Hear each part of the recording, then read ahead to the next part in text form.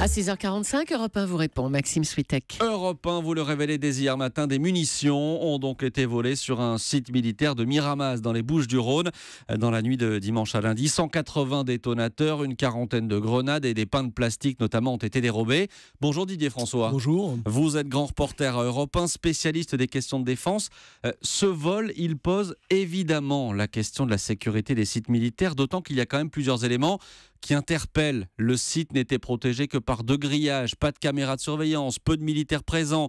Les voleurs ont eu le temps de visiter une dizaine de bâtiments. Ce scénario, il paraît complètement dingue. Oui, c'est dingue, mais c'est vrai. Donc c'est inquiétant, effectivement, parce que voilà, personne ne s'attendait vraiment à ce qu'il y ait une intrusion faite sur ce site-là.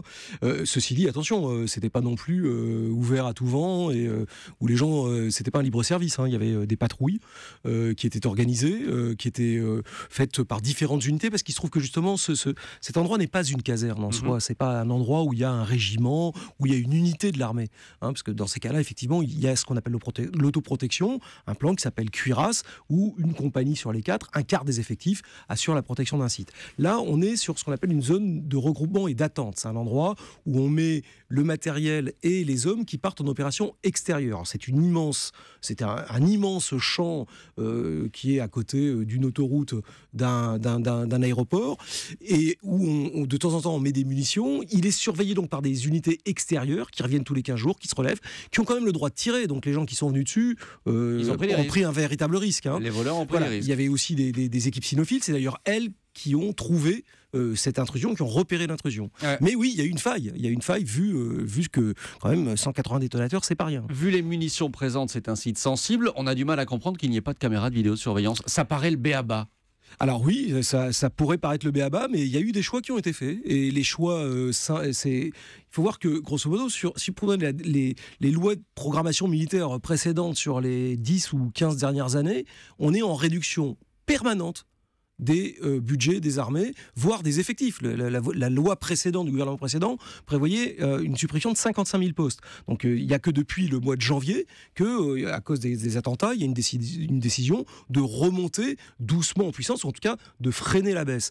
Donc à partir de là, des choix ont été faits. Les choix ont été faits pour garder du personnel, de faire des économies sur les infrastructures, et donc il y a eu du retard qui a été pris dans la mise à niveau de la sécurité. Mais est-ce que c'est un problème de moyens ? L'armée n'a pas les moyens de sécuriser ses propres bases ? Alors, ses propres bases, elle a les moyens de les sécuriser. Ce que je vous expliquais, c'est le fameux plan Cuirasse, où un quart des effectifs s'occupe de la protection de la base. Là, on est sur de la sécurité, mais visiblement à minima par rapport à l'enjeu, puisqu'on vient de le voir. On avait des patrouilles renforcées par des maîtres chiens, mais il n'y avait pas comme sur plusieurs autres sites d'ailleurs. Il y a 27 sites de même nature en France. Il y a un plan qui a débuté. Le Miramas devait être monté en puissance en 2016. L'année prochaine, et pour l'instant, ça l'était pas. Il y a d'autres sites encore aujourd'hui qui ne sont pas équipés, par exemple, de caméras de vidéosurveillance.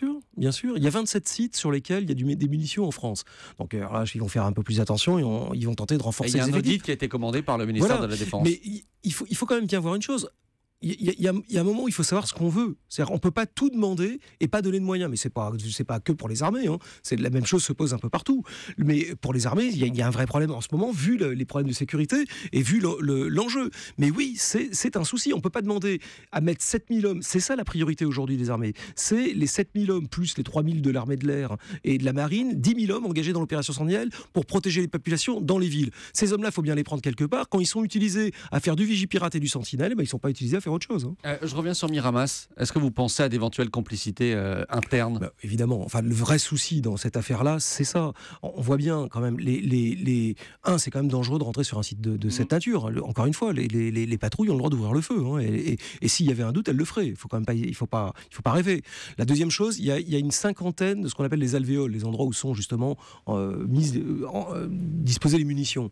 Sur ces 50 alvéoles, il y en avait une quarantaine qui étaient vides. Les gars sont rentrés par le meilleur endroit pour rentrer dans le camp, un endroit très discret. Ils sont allés directement sur les 9 alvéoles qui les intéressaient et ils les ont vidés.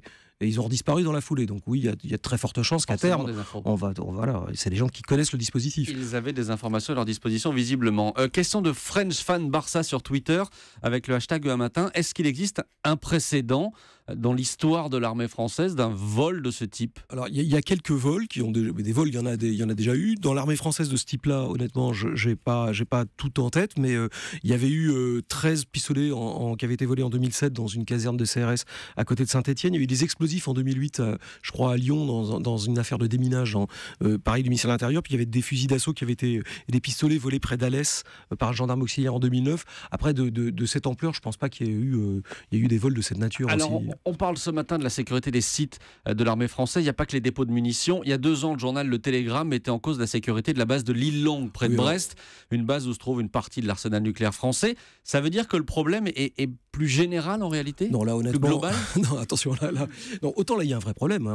Franchement, sur les munitions. Surtout que 180 détonateurs, honnêtement, c'est utilisé par des gens mal intentionnés, ça peut quand même faire des dégâts. C'est pas anodin du tout. Et d'ailleurs, les armées le prennent pas du tout de manière anodine. L'île Longue, les drones sur l'île Longue, là, c'est quand même une autre affaire. C'est une autre limonade, comment dire. C'est-à-dire que le site avait été survolé par des drones. Voilà, et s'ils avaient voulu les abattre, un coup de 12, il serait tombé. Le drone, franchement, l'île Longue, personne va aller s'amuser dessus. C'est extrêmement sécurisé. Et voler un missile nucléaire, ça se fait pas comme ça non plus. Je le disais, l'armée a décidé, le ministère de la Défense a décidé hier d'un audit pour aller vérifier la sécurité de différents sites. On s'étonne qu'au moment de Vigipirate, on en soit simplement là, aujourd'hui, à vérifier la sécurité de ces sites. Oui, mais c'est toujours comme ça que ça avance. Alors, premièrement, Vigipirate ne concerne pas la protection des sites militaires, puisqu'au contraire, c'est prendre des militaires pour aller surveiller autre chose. Ça, c'est la première chose.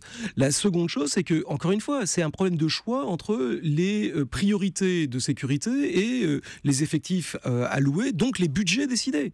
On ne peut pas en permanence dire il faut faire des économies là-dessus et demander que en permanence. Et puis, alors, ça, c'est la première chose. La seconde chose, c'est qu'honnêtement, souvent, on ne commence à se prendre conscience des problèmes qu'une fois que le problème a eu lieu. Et rarement en amont. Là, c'est le cas. Je pense qu'effectivement, d'un seul coup, tout le monde s'est dit oulala, ce qu'on pensait impossible est arrivé, donc on va faire attention. Une toute dernière question. Quelle solution est-ce que vous voyez aujourd'hui? Non, mais clairement, je pense que le plan de mise en place de protection passive avec des vidéos caméras et des alarmes qui soient reliées à un central devrait permettre. Mais encore une fois, si c'est des complicités internes, il n'y a pas de garantie absolue. Attention. Merci beaucoup. Merci Didier François. Je rappelle que vous êtes grand reporter à Europe 1, spécialiste des questions de défense. Merci d'être venu en direct ce matin sur Europe.